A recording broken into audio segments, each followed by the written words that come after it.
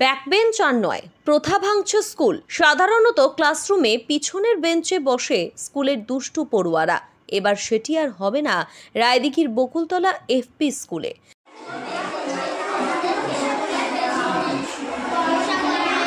এখানে ক্লাসরুমে বেঞ্চ সাজানো হয়েছে অর্ধবৃত্তাকারে। মালায়ালাম ছবি স্থানার্থী শ্রীকুট্টুনের অনুকরণে এই কাজ করা হয়েছে। এ নিয়ে বকুলতলা স্কুলের প্রধান শিক্ষক নিখিল কুমার সামন্ত জানিয়েছেন, পিছনের বেঞ্চে বসে অনেক পড়ুয়া অমনোযোগী হয়ে পড়ে। নতুন আসন বিন্যাসে শিক্ষকরা সকলের দিকে নজর দিতে পারবেন। এখন তো আর সামনের বেঞ্চ বা পিছনের বেঞ্চ বলে কিছুই থাকছে না, সবাই সার্কেল হয়ে বসছে। ফলে আমরা ওদেরকে দেখতে পাচ্ছি, ওরা আমাদেরকে দেখতে পাচ্ছে, একটা আই কন্ট্যাক্ট হচ্ছে এবং আমাদের পরিকাঠামোটা আছে বলেই আমাদের পক্ষে সম্ভব হয়েছে। আমরা গত সোমবার থেকে চালু করতে পেরেছি এই সিস্টেমটা। তো একটা রিয়াকশান ছাত্রছাত্রীদের থেকে খুব ভালো পেয়েছি, যেখানে যে ছেলেটি সবসময় পিছনের বেঞ্চে বসতো, হয়তো একটু ফাঁকি দিত, উপেক্ষিত ঠিক বলবো না, তো সেই ছেলেটি কিন্তু এখন সরাসরি আমাদের চোখের সামনে, আমাদের নজরবন্দি। ভালো লাগছে।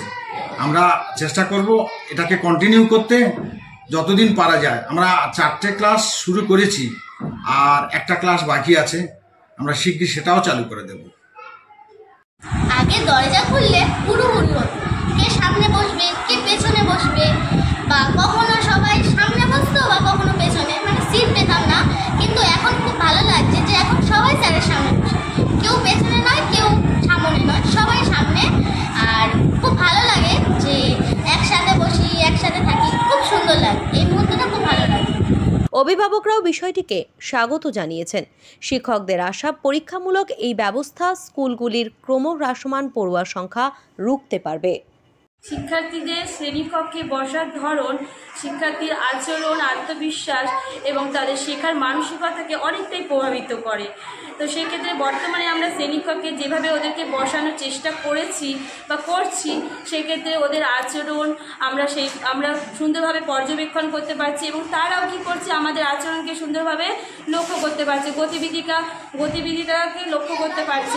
আপনারা দেখছেন news.in, একতরফা নয়, নিরপেক্ষ খবর।